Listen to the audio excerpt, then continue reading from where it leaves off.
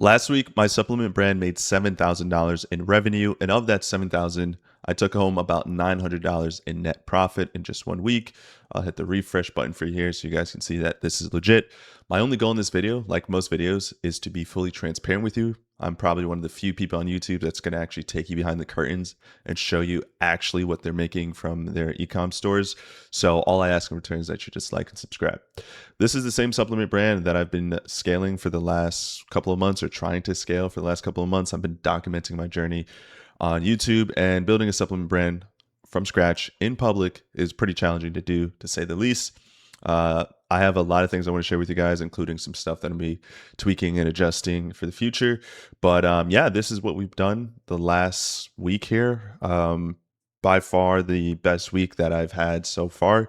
It's been a work in progress, and I have a document here of things that I want to kind of tackle and share with you guys as well. So here's some of the things that I did to take my supplement brand from just a couple of months ago that I just recently launched, from 1K a month to 7K a week.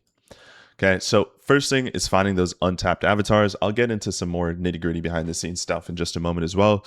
But it goes without saying, what I've been finding success with is understanding that in the supplement space, which is easily one of the hardest, if not the hardest niche to build an e-com store in 2026, it's all about finding what your competitors are overseeing. So yes, supplements are super saturated for a couple of reasons. One, because there's so many different supplement brands, and two, because of how much the average consumer gets marketed those same supplement brands. But also, it's saturated for a reason, because there's massive demand, right? There can't be this much saturation unless there's a lot of people buying. So what you have to understand when you're starting from scratch, which I did just a couple months ago, I invested into the supplement brand that I've launched. I purchased inventory. I formulated it. It's all manufactured here in the United States. So it's not a product I'm drop shipping. It's actually something I'm building for long-term exit at some point, hopefully. When you're working against a massive conglomerate of competitors that have investor funding and VC funding and have millions of dollars that they can spend and lose, you start to realize quickly that those same people are going for the top of the funnel, the widest, most broadest avatars out there, because they have the marketing dollars for that. That's ultimately what's going to allow them to scale to $1 million a day.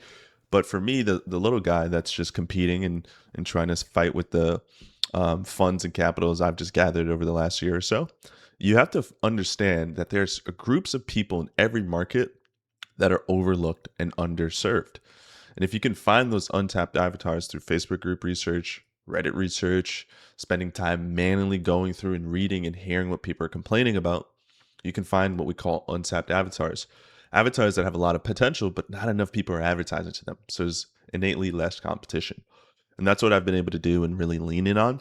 And all you need is one really good untapped avatar to scale to 100K a month really easily. You can actually see in my ad account now that under this ad set here, we started spending a decent amount of money last week on a specific group of ads, one of which started to take most of the spend, and the metrics came back really, really solid.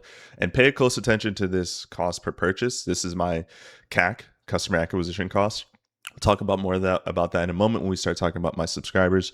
But just this ad alone last week did a little over $1,100 in revenue at a 2x return on ad spend. Right, so really, really solid data, despite having really high CPMs. Because again, I'm in the supplement space, advertising in the US, so by nature, CPMs tend to be very high. So it's very, very complex for a couple different reasons. Why I recommend, if you're a beginner with a limited budget, probably don't do a supplement brand. Try to find another niche to start getting your experience in. But eventually, after some time, you can start competing here when you have the capital and experience. So last week, this ad really started to pick up, man, and it got most of the spend, as what Facebook does here. They like to allocate most of the spend on one ad, but that's fine, because the winner will win at the end of the day. So my brand is fairly new, so there's some hardcore numbers and logistics that were kind of hard to discover and find out until now. One of the biggest one is my LTV, lifetime value. The whole premise and the whole idea of going into the supplement space is to build a subscription-based business model where someone pays today and they come back month after month. I pay on the front end to acquire that first-time sale, and assuming my product is good and delivers the results that I was advertised to the customer, they want to automatically resubscribe. That is ultimately what makes this business model really great, really profitable, and also competitive because so many people want that same experience, right? How great would it be to have thousands of customers that pay you every single month on autopilot? Well, the thing that I needed to understand to know how to properly scale was my CAC to LTV ratio, my customer acquisition cost to lifetime value. How much can I spend to acquire a customer knowing that they will come back after a certain amount of months? Well, it's a product that I formulated from scratch. As much as I've done, third-party testing, lab report testing, and I believe it's a good product, I still got to validate and verify that the consumers out there want the product and don't want to continue to resubscribe. So now that we've gotten out onto month 2, we're going to be entering month 3 of the brand. I'm starting to get more clear on how sticky this product is from the standpoint of what percentage of my customers are coming back. You know you have a good product when they keep coming back, obviously, right? So I now have more clarity on my LTV to CAC ratio. Realistically speaking, I can acquire a customer as of now for $30 and be fine. How do I know this? It's pretty expensive, right? Because especially considering that my product at the one-time price point is $29.99 if they subscribe, or $40 if they don't subscribe. How can you profitably acquire a customer at $30, Alex, when it costs $40 for you sell your product for $40? Well, I can see this number here, average lifetime revenue. So on average, a good portion of my subscribers are coming back for month 2. And we'll see as time goes on. We'll see if month 3, month 4, month 5 comes back. This is my monthly revenue. As you can see, we're up 31% in the last week. We'll talk about more of how I was able to do that. But 31% more. We have a total of 64 subscribers that are paying $30, at minimum $30 a month.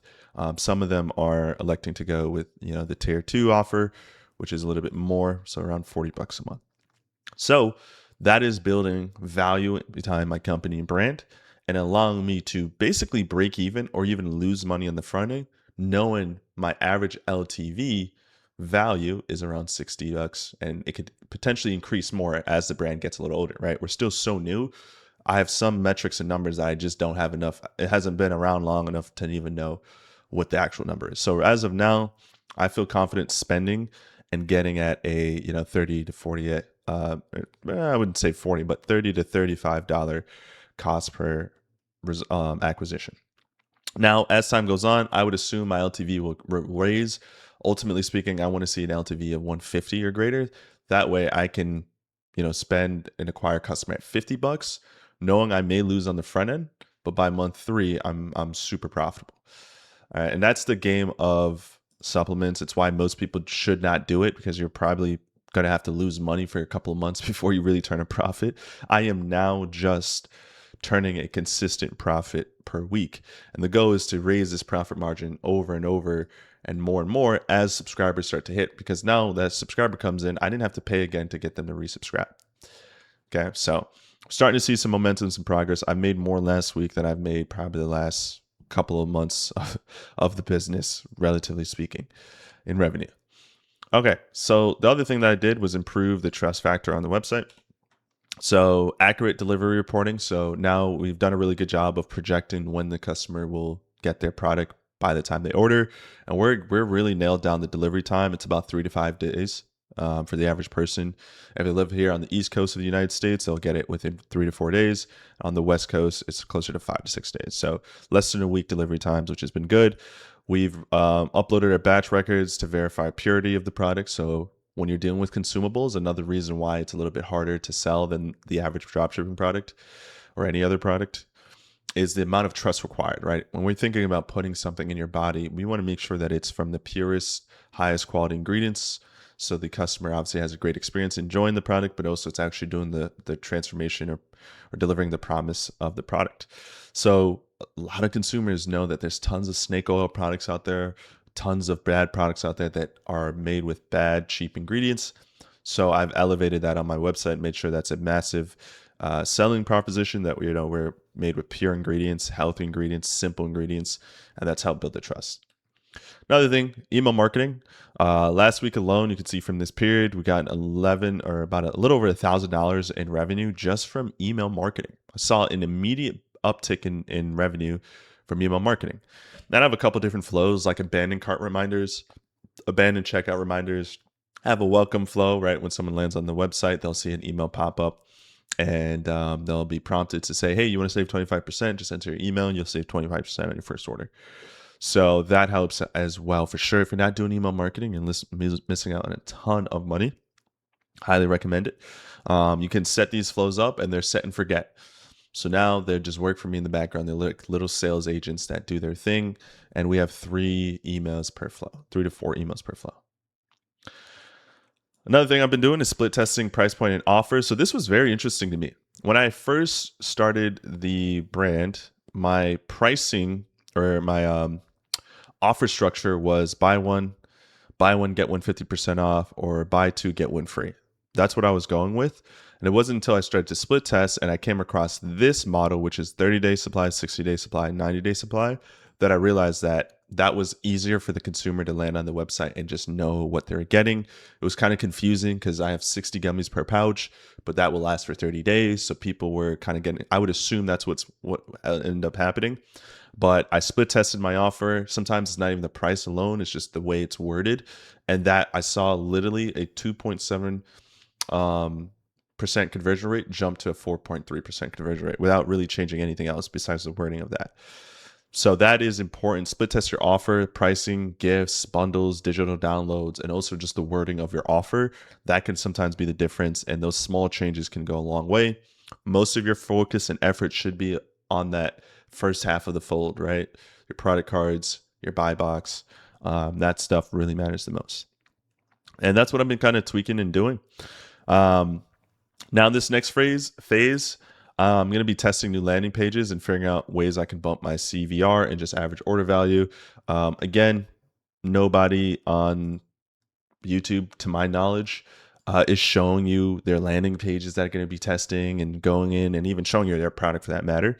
My only hope and goal is that, I could be somebody that's transparent and help you guys, because when I was starting my ecom journey and I wanted to see behind the scenes of what it really took, nobody on YouTube was ever revealing any of this stuff. So I hope I can be a beacon of hope for some of you guys. So I'm testing a couple different things. Listicles for sure. I think educating and just kind of quickly outlining and the benefits of the product matters. I'm going to be testing a new landing page as well. So this landing page is a bit different than the one you just saw. This is going to be a new landing page we're testing here. We're going to be also testing to see risk reversal difference. By the way, you might be asking, how are you testing to see if any of this is different? I'm using a tool called Microsoft Clarity, and it's a free tool you can install into your Shopify account right now, and allows you to just see the heat map and heat graphs of the actions of your visitors. And you can see where drop off is falling, and the AI that's built into that tool will give you some recommendations on what it thinks is happening. So basically going to be testing a product page that's a little bit longer with more information and copy. And then we're also going to be testing a couple different listicles. So this is one listicle here that we're going to be testing and see how that does. See how the performance overall looks like on this. We're going to be launching that with some ads going straight to the listicle. So this is what you would call a branded listicle. It's clearly like in the brand kind of identity. I'm also going to be testing a non-branded listicle, one that doesn't look and feel like it's coming directly from the brand until you get to the end here with a call to action. So that's going to be another thing we're going to test. We're going to be split testing a couple different landing pages, advertorials as well, and different offers in the future as well. As you scale, it's just about having multiple landing pages, multiple offer tests, and see what works, along with your creative flow and creative diversity as well. Speaking of flow and diversity, what's been working well in the account? UGC, statics, natives. I find though that I have to run natives in a separate ad account. When I launch natives in the same main ad account that I'm using to scale right now, my CPMs jump significantly. I already have $70, $80 CPM. So when I add natives in, it jumps up to 120, 130. So I'm warming up I find that warming up another ad account and running only natives in that one has been working for me. I'm not saying everyone should do this or this is a strategy everyone needs to adopt. But for me, I find that actually I have lower CPMs when I'm running natives in a separate ad account. So that's kind of what I've been focusing on there. And then AI claimation ads as well. I only have a few of these in the account and they work really well for top of funnel awareness. They don't really get the most sales, but they generate the most clicks and attention. And then I find that the statics really do a good job finishing off those sales and getting people to actually buy. So for example, I have a static like this one here that is a simple static. It's doing really solid. It yesterday it was at a 2.8x return on ad spend, which is pretty solid. I get add to carts for as low as $6.29 for it. So it works really well. And then if we go to audience segments, we see that a lot of this comes from actually it's getting new audience, right? So it's interesting. So my engage audience engages with this and I get a cheaper cost per add to cart. And then new people are even converting and seeing this at a 2x ROAS, but obviously performs better for the more engaged people that have seen some of my other ads, have been on my website already. As always, I hope you guys enjoyed. There are so many gurus on YouTube and in the ecom space on Twitter and whatnot, but very few of them actually take you behind the scenes, show you the actual true things that are working for them.